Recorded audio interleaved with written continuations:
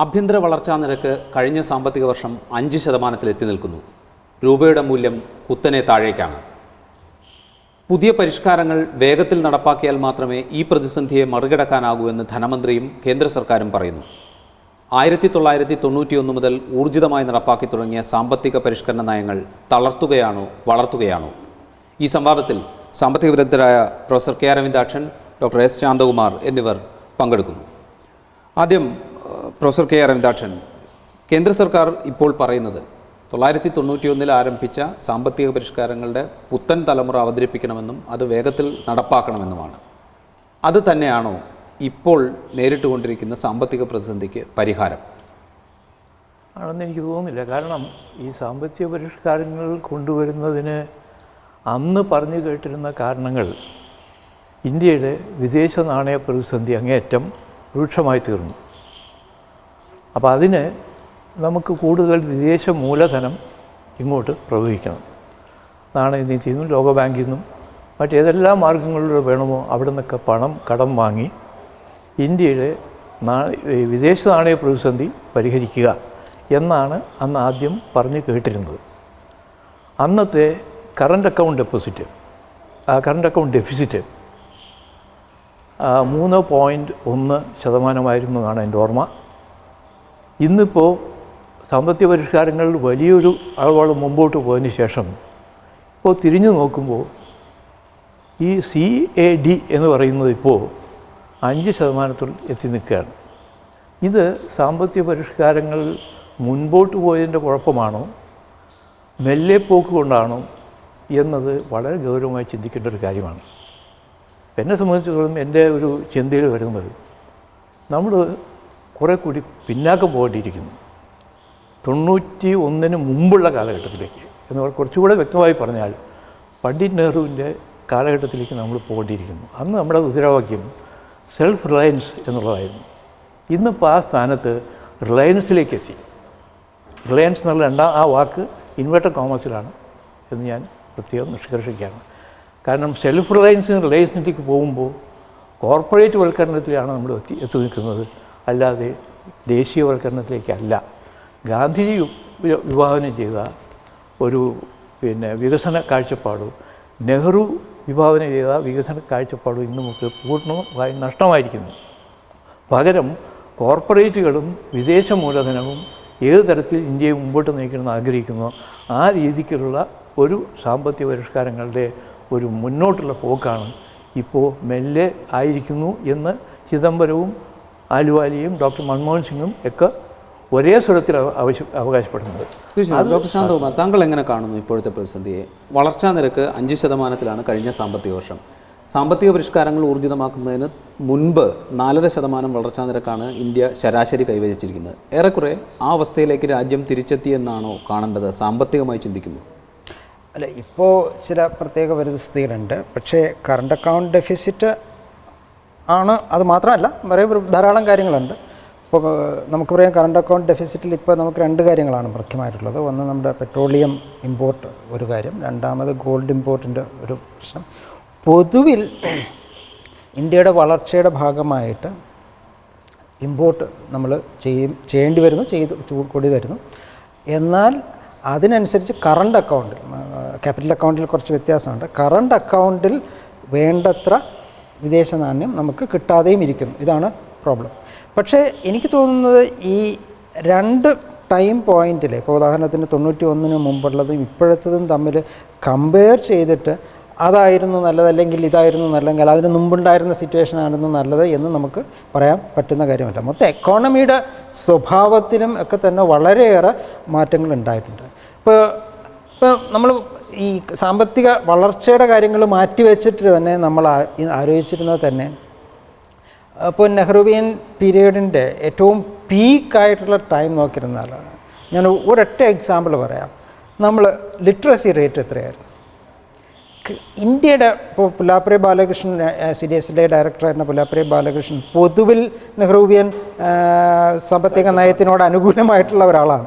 അദ്ദേഹത്തിൻ്റെ പുസ്തകത്തിൽ വളരെ പ്രസക്തമായിട്ടുള്ള ഒരു കാര്യം പറഞ്ഞിട്ടുണ്ട്. ഇൻഫാക്റ്റ് ഞാനതിപ്പോൾ വർക്ക് ചെയ്തുകൊണ്ടിരിക്കുന്ന ഒരു മേഖല കൂടിയാണ്. മാസ് എഡ്യൂക്കേഷനിൽ, സ്കൂൾ എഡ്യൂക്കേഷനിലുള്ള ഇൻവെസ്റ്റ്മെൻറ്റ് വളരെ കുറവായിരുന്നു.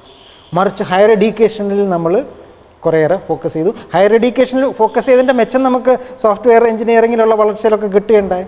അപ്പോൾ ചുരുക്കത്തിൽ നമ്മളിപ്പോൾ നെഹ്റൂവിയൻ പീരിയഡ് എടുത്തിട്ട് നമ്മൾ അതിൽ ഐഡിയോളജിക്കലായിട്ട് ചിന്തിക്കാതെ തന്നെ ആ പീരീഡിൽ, ഞാനിപ്പോൾ അതിൽ കുറ്റം പറഞ്ഞിട്ട് കാര്യമില്ല, ആ പീരീഡിൽ ഇപ്പോൾ ഉദാഹരണത്തിന് കൊളോണിയലിസത്തിൽ നിന്ന് പുറത്ത് കിടക്കുന്ന ഒരു രാജ്യത്തിനെ സംബന്ധിച്ചിടത്തോളം നമുക്കൊരു ഓപ്പൺ അപ്പ് എക്കോണമി എന്ന് പറയുന്നത് അക്സെപ്റ്റ് ചെയ്യാൻ പറ്റത്തില്ല. അപ്പോൾ ആ ഒരു കണ്ടീഷനിൽ നമ്മൾ ചെയ്തു. പിന്നെ മാത്രമല്ല, ശീതസമരം നടന്നുകൊണ്ടിരിക്കുന്ന സിറ്റുവേഷൻ, അമേരിക്കയുടെയും റഷ്യയുടെയും, അതിൽ നമ്മൾ റഷ്യ കുറേയേറെ നമ്മളെ ഹെൽപ്പ് ചെയ്തു. അപ്പോൾ ആ അർത്ഥത്തിൽ നമ്മൾ അന്ന് ചില പോളിസികൾ എടുത്തു. മറിച്ച് 91 സംഭവിച്ചത്. ഉദാരവൽക്കരണം നടന്നത് ഏകദേശം 80 തുടക്കം മുതലേ 80 മധ്യത്തിൽ തന്നെ വന്നു എന്ന് പറയാം. ഇന്ദിരാഗാന്ധി പിന്നീട് വന്നപ്പോഴത്തേക്കുള്ള ഇന്ദിരാഗാന്ധി വ്യത്യാസമായിരുന്നു. അത് കഴിഞ്ഞ് രാജീവ് ഗാന്ധി വന്ന് നമ്മുടെ ഓപ്പൺ ചെയ്തു, എക്കോണമി ഗ്രാജുവലി ഓപ്പൺ ചെയ്തിട്ട് ഇമ്പോർട്ട് അക്കൗണ്ട് ഓപ്പൺ ചെയ്തു. സാർ, അന്ന് ഓപ്പൺ ചെയ്തപ്പോൾ Indian position was more or less comfortable. അതെ, പക്ഷേ അത് കാര്യം അത് ഓവർ പ്ലേ ചെയ്തു എന്നുള്ളതാണ്. അവിടെ നമ്മൾ ഇമ്പോർട്ട് ഓപ്പൺ ചെയ്തിട്ട് എക്സ്പോർട്ട് നമ്മൾ റെസ്ട്രിക്ട് ചെയ്തു. അപ്പോൾ ഇമ്പോർട്ട് ഓപ്പൺ ചെയ്തിട്ട് എക്സ്പോർട്ട് റെസ്ട്രിക്ട് ചെയ്തപ്പോഴത്തേക്ക് എന്ത് പറ്റിയെന്ന് പറഞ്ഞു കഴിഞ്ഞാൽ, മാത്രമല്ല ലിബറലായിട്ട് നമ്മൾ പുറത്തുനിന്ന് കടം വാങ്ങിക്കൊണ്ടുപോലും ഇമ്പോർട്ട് ചെയ്യാൻ അനുവദിച്ചു. അങ്ങനെ വന്നപ്പോൾ അതിൻ്റെ ഒരു പ്രതിഫലനം എന്നുള്ള നിലയിലാണ് 90 ആയപ്പോഴത്തേക്കും നമുക്ക് രൂക്ഷമായിട്ടുള്ള ഫോറിൻ എക്സ്ചേഞ്ച് ക്രൈസിസ് നേരിട്ടത്. അതിന് നമ്മൾ പിന്നെ അപ്പോൾ നമ്മൾ എക്സ്പോർട്ട് ലിബറലൈസ് ചെയ്യുന്ന ഒരു ആറ്റിറ്റ്യൂഡ് മൻമോഹൻ സിംഗിൻ്റെ അന്ന് നമ്മൾ ഫോഴ്സ്ഡ് ആയിട്ട് എടുത്തു. പക്ഷേ ഈ എക്സ്പോർട്ട് ലിബറലൈസ് ചെയ്യൽ തുടങ്ങിയിട്ടില്ല, അല്ലെങ്കിൽ ഒരു ഫോറിൻ പോളിസി, ട്രേഡ് പോളിസീസിലുള്ള റിഫോംസ് ഒക്കെ നടപ്പിലാക്കാൻ താരതമ്യേന എളുപ്പമാണ്. മറിച്ച് ഇൻസ്റ്റിറ്റ്യൂഷണലായിട്ടുള്ള ഒത്തിരി റിഫോംസ് നമ്മുടെ നാട്ടിൽ നടക്കേണ്ടതുണ്ട്, അത് നമ്മൾ നടത്തിയിട്ടില്ല. ഇനി വേറൊരു എലിമെൻറ്റ് നോക്കുകയാണെങ്കിൽ തന്നെയും ഈ അൾട്ടിമേറ്റ്ലി ഇന്നും ഒരു 40% ജനങ്ങൾ ദരിദ്രരായിരിക്കുന്നു, അല്ലെങ്കിൽ ഇല്ലിറ്ററസി പോലും സ്കൂൾ എഡ്യൂക്കേഷൻ കംപ്ലീറ്റ് ചെയ്യുന്നവരുടെ എണ്ണം എടുത്താൽ തന്നെ ഡ്രോപ്പ് ഔട്ട്സിൻ്റെ കാര്യത്തിൽ കൂടുതൽ. അപ്പോൾ ഇത്തരത്തിലും മാസീവായിട്ടുള്ള പ്രശ്നങ്ങൾ നമ്മൾ ഇന്ന് നേരിടുന്നുണ്ട്. അപ്പോൾ അതിന് വേണ്ടിയിട്ട് തന്നെ റിഫോംസ് ആവശ്യമുണ്ട്. ഈ റിഫോം എന്ന് പറയുന്നത് മുഴുവൻ ഒരു മാർക്കറ്റ് ഓറിയൻറ്റഡ് റിഫോം അല്ല. ബേസിക്കലി ഞാൻ പറയട്ടെ, ഇപ്പോൾ 1968 കോത്താരി കമ്മീഷൻ റിപ്പോർട്ടിൽ പറഞ്ഞത് 5% of the GDP should be earmarked for education എന്നാണ്, മാറ്റിവെക്കണമെന്നാണ്. ഇന്നും 3%, 2.5% നിൽക്കുകയാണ്. അപ്പോൾ ഈ മാസ് എഡ്യൂക്കേഷൻ വേണമെങ്കിൽ മാസീവ് ഇൻവെസ്റ്റ്മെൻറ്റ് എഡ്യൂക്കേഷനിൽ വേണം. തീർച്ചയായിട്ടും അതുണ്ടാകുന്നില്ല. അല്ല, ഹയർ എഡ്യൂക്കേഷനിൽ ഉണ്ടായും സാറ് പറഞ്ഞു, അതിന് നേട്ടം ഉണ്ടായെന്ന് പറഞ്ഞു. ആ നേട്ടം it is limited to IT related ഏരിയാസിൽ മാത്രമായി. അതുകൊണ്ട് മാത്രമൊന്നും രാജ്യത്തിന് മുമ്പോട്ട് പോകാൻ ഒക്കില്ല. ജനറലി സാമ്പത്തിക പരിഷ്കാരങ്ങൾ എന്ന് പറയുമ്പോൾ കേന്ദ്ര സർക്കാർ നടപ്പാക്കിക്കൊണ്ടിരിക്കുന്നതും ട്രേഡ് റിലേറ്റഡ് ആയിട്ടുള്ള സാമ്പത്തിക പരിഷ്കാരങ്ങൾക്കാണ് അവർ ഊന്നൽ കൊടുക്കുന്നത്. ശാന്തകുമാർ സാർ സൂചിപ്പിച്ചതുപോലെ ഇൻസ്റ്റിറ്റ്യൂഷണലായിട്ടുള്ള അല്ലെങ്കിൽ ഇൻസ്റ്റിറ്റ്യൂഷണലൈസ്ഡ് ആയിട്ടുള്ള റിഫോംസിനെ കുറിച്ച് അവർ എത്രത്തോളം ചിന്തിക്കുന്നുണ്ട്. അത് ചിന്തിക്കാതെ ഈ എക്കണോമിയെ മാക്രോ എക്കണോമിക് പോളിസീസ് ഉപയോഗിച്ചുകൊണ്ട് ശക്തിപ്പെടുത്തി നിർത്തുന്നൊരു രീതി, അത് തോന്നുന്നു ഇൻറ്റൻഷനൽ അല്ല. എനിക്ക് തോന്നുന്നത് പൊളിറ്റിക്കലി കംഫർട്ടബിളാണ്.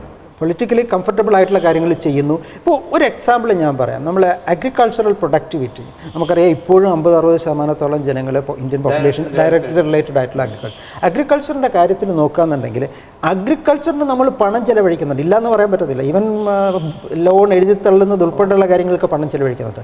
മറിച്ച് അഗ്രികൾച്ചറിൽ ഒരു സർക്കാർ ചെയ്യേണ്ടത് എന്ത് വെച്ച് കഴിഞ്ഞാൽ പൊതു സംവിധാനങ്ങൾ മെച്ചപ്പെടുത്തുക എന്നുള്ളതാണ്. ഉദാഹരണത്തിന് ജലസേചനം മെച്ചപ്പെടുത്തണം, റൂറൽ റോഡുകൾ മെച്ചപ്പെടുത്തണം തുടങ്ങിയിട്ടുള്ള കാര്യങ്ങൾ. മറിച്ച് ഈ ക്യാപിറ്റൽ ഇൻവെസ്റ്റ്മെൻറ്റുകൾ ആവശ്യമുള്ള സ്ഥലത്ത് വേണ്ടത്ര ഇൻവെസ്റ്റ് ചെയ്യാതിരിക്കുകയും മറിച്ച് റിക്കറിങ് കോസ്റ്റ് സബ്സിഡൈസ് ചെയ്യുക എന്നുള്ളതാണ് ഒരു പോളിസി. കാര്യം പൊളിറ്റിക്കലി കംഫർട്ടബിൾ ആണ്. ഇപ്പോൾ അവിടെ ഒരു കുഴപ്പം, ഇപ്പോൾ നമ്മൾ ഇൻവെസ്റ്റ്മെൻറ്റ് വേണമെന്ന് പറയുന്നു, അഗ്രികൾച്ചറിനും വേണം, പബ്ലിക് ഇൻവെസ്റ്റ്മെൻറ്റ് വേണം.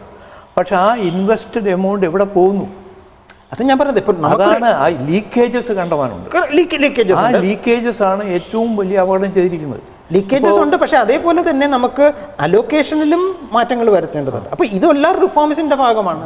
എങ്ങനെ നമ്മൾ സർക്കാരിൻ്റെ കയ്യിൽ 5 കോടി രൂപ ഉണ്ടെങ്കിൽ ആ 5 കോടി രൂപ നിന്ന് പരമാവധി ഗുണം സമൂഹത്തിന് മൊത്തത്തിൽ എങ്ങനെ കിട്ടാം, അപ്പോൾ അവിടെ പ്രയോറിറ്റൈസ് ചെയ്യണം. അതുപോലെ തന്നെ ചില കാര്യങ്ങൾക്ക് മിഡിൽ ക്ലാസ്സിന് റിക്കറിംഗ് കോസ്റ്റ് സബ്സിഡി കൊടുക്കുന്നതാണോ നല്ലത്, അത് നമ്മൾ ക്യാപിറ്റൽ എക്സ്പെൻഡിച്ചർ ചെയ്യുന്നതാണോ, ഇതെല്ലാം റിഫോമിൻ്റെ ഭാഗമായിട്ടാണ്. അപ്പം അത്തരത്തിലുള്ള വളരെ ഹോളിസ്റ്റിക് ആയിട്ടുള്ള ഗ്രൗണ്ട് ലെവൽ റിഫോംസ് നടത്താൻ പറ്റുന്നില്ല. അതെ, അവിടെ എന്ന് പറയണ്ട, ആ ഹോളിസ്റ്റിക് അപ്രോച്ച് ഇല്ലാത്തതാണ് ഫണ്ടമെന്റൽ ആയിട്ടുള്ള തകരാറ്. ഇവിടെ എന്ന് പറയണ്ട, എല്ലായിടത്തും ഇത് തന്നെയാണ് പ്രശ്നം. ഇപ്പോൾ ഉദാഹരണത്തിന് ഞാൻ വളരെ കൂടുതൽ വർക്ക് ചെയ്തിട്ടുള്ള ഒരു മേഖലയാണ് ഇപ്പോൾ കേരളത്തിൻ്റെ സിറ്റുവേഷൻ തന്നെ നോക്കിയിരുന്നാൽ തന്നെയും ഒരു കാലത്ത് ഞാൻ പലപ്പോഴും പറയാറുള്ള ഒരു എക്സാമ്പിളാണ്, 2 UGC ലെക്ചറർമാരുള്ള കുടുംബത്തിന് ഇലക്ട്രിസിറ്റി സബ്സിഡി കിട്ടുന്നുണ്ട്.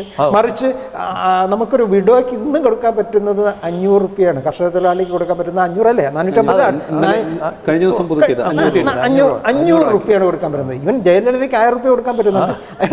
അപ്പോൾ നമ്മുടെ നാട്ടിൽ തന്നെ പലപ്പോഴും നമ്മൾ ചിലവഴിക്കുന്ന എക്സ്പെൻഡിച്ചറിൽ പോലും അങ്ങനെ ഒരു റാഷണാലിറ്റി ഇല്ല. അപ്പോൾ അത്തരത്തിൽ ഒരു കോംപ്രിഹെൻസീവ് ആയിട്ടുള്ള റിഫോംസിനുള്ള സാധ്യതകൾ ഉണ്ട്. അല്ലാതെ ഈ ട്രേഡ് റിലേറ്റഡ് ആയിട്ടുള്ള ചില അഡ്ജസ്റ്റ്മെൻ്റ് ഒക്കെ എളുപ്പമാണ്. കാര്യം ആരും വലുതായിട്ട് സബ്സിഡിയുടെ കാര്യത്തിൽ എനിക്കുള്ള ഒരു അഭിപ്രായം ഒരുപക്ഷെ സോഷ്യലിസ്റ്റിക് ആയിട്ടുള്ള അപ്രോച്ച് അല്ലാന്ന് ഒരുപക്ഷെ ആളുകൾ പറഞ്ഞേക്കാം. ബട്ട് സ്റ്റിൽ നമ്മൾ മെറിറ്റ് ഗുഡ്സിനും നോൺ മെറിറ്റ് ഗുഡ്സിനും ഒരേ സബ്സിഡിയാണ് കൊടുക്കുന്നത്. അത് ശരിയല്ല. മെറിറ്റ് ഗുഡ്സിന് കൂടുതൽ സബ്സിഡി കൊടുക്കുകയും നോൺ മെറിറ്റ് ഗുഡ്സിന് സബ്സിഡി കൊടുക്കാതിരിക്കുകയും ചെയ്യണം. വളരെ കറക്റ്റായിട്ടുള്ളൊരു പൊസിഷനാണ്. ഞാൻ ഇന്നലെ ഞാൻ ബാംഗ്ലൂർ പത്രം വായിച്ചപ്പോൾ MP പരമേശ്വരൻ്റെ ഒരു വാചകം കോട്ട് ചെയ്ത് കണ്ടു. വെള്ളത്തിന് പണം ഫീസ് കൊടുക്കാൻ നമുക്ക് മടി, എന്നിട്ട് പ്രൈവറ്റൈസേഷനിലേക്ക് നമ്മൾ പോകും. യഥാർത്ഥത്തിൽ വെള്ളത്തിൻ്റെ സബ്സിഡി എടുക്കാം. കേരളത്തിൽ വെള്ളത്തിൻ്റെ സബ്സിഡി ഞാൻ ഇപ്പോൾ ആദ്യം വർക്ക് ചെയ്യാറില്ല. ഒരു 2 വർഷം മുമ്പ് വരെ ഞാൻ വർക്ക് ചെയ്തിരുന്ന സമയത്ത് 80% വരെയാണ് വെള്ളത്തിന് സബ്സിഡി നമ്മൾ മിഡിൽ ക്ലാസ്സിന് കിട്ടിക്കൊണ്ടിരുന്നത്.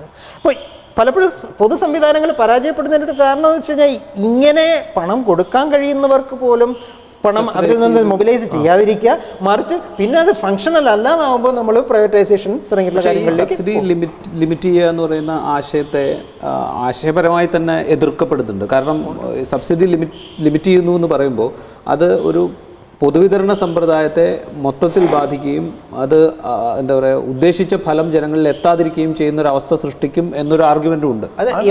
പക്ഷേ സബ്സിഡിയുടെ കാര്യത്തിൽ എനിക്കറിയാം. ഞാൻ താമസിക്കുന്നത് ഈ ഒരു സപ്ലൈകോ സൂപ്പർ മാർക്കറ്റിൻ്റെ ജസ്റ്റ് പിന്നിലാണ്. ആ സൂപ്പർ മാർക്കറ്റ് കൊണ്ടുവന്നതിന് ഞാൻ എൻ്റേതായ പൊളിറ്റിക്കൽ ഇൻഫ്ലുവൻസും എല്ലാം ഉപയോഗിച്ചാണ് ആ സപ്ലൈകോ സൂപ്പർ മാർക്കറ്റ് കൊണ്ടുവന്നത്. അന്ന് ഇത് തുടങ്ങുമ്പോൾ അവിടുത്തെ ഈ ഒരുമാതിരി എലൈറ്റ് ക്ലാസ് അവിടെ താമസിക്കുന്നത്. ഞങ്ങളൊക്കെയാണ് ഒരുമാതിരി മിഡിൽ ക്ലാസ് എന്ന് പറയാവുന്നത്. ആരും തന്നെ എൻ്റർടൈൻ ചെയ്തില്ല ആ ഐഡിയ. അന്ന് ഈ പ്രൈവറ്റ് സൂപ്പർ മാർക്കറ്റിലൊക്കെ പോയി. കുറേ കഴിഞ്ഞപ്പോൾ പ്രൈവറ്റ് സൂപ്പർ മാർക്കറ്റ് എല്ലാം ആ പ്രോഫിറ്റ് മോട്ടിവേറ്റഡ് ആയി മാറിക്കഴിഞ്ഞപ്പോൾ people started coming to Supplyco supermarket. ഇപ്പോൾ ഏത് സമയത്ത് ചെന്നാലും വലിയ ക്യൂ ആവും. കാരണം ആളുകൾക്ക് അത് അവർ പേട്രണൈസ് ചെയ്യാൻ തുടങ്ങി. പക്ഷേ അവിടെയും വന്ന് വാങ്ങുന്നവരിൽ ഈ പറഞ്ഞ മാതിരി ഒരു വലിയ ശതമാനവും those who do not deserve it. നമ്മൾ ഇപ്പോൾ നേരത്തെ സാറ് പറഞ്ഞ സബ്ജക്റ്റിലേക്ക് തിരിച്ചു വന്നാൽ റിഫോംസ്, ഒരു ഹോളിസ്റ്റിക് റിഫോംസിനെ കുറിച്ചാണ് സാറ് സംസാരിച്ചത്.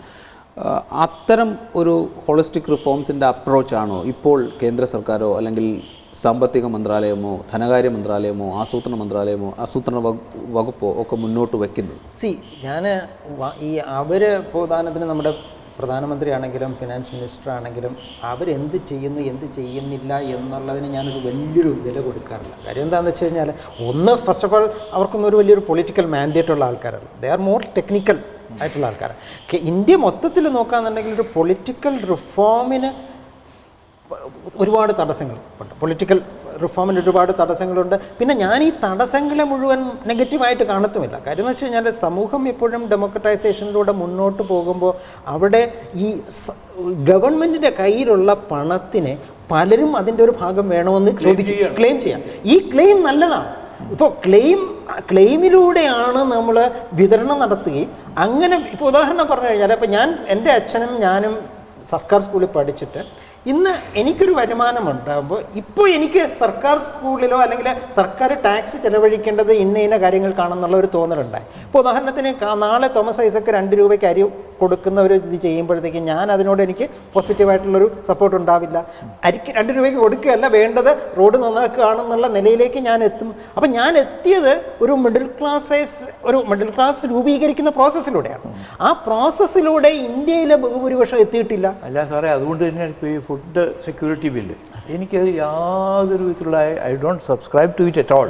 കാരണം ഇന്നിപ്പോൾ ഏത് സ്റ്റേറ്റിനാണ് വേണ്ടേ ഫുഡ് സെക്യൂരിറ്റി ബില്ലിൻ്റെ ആ പ്രൊവിഷൻസ്? കേരളത്തിന് വേണ്ട.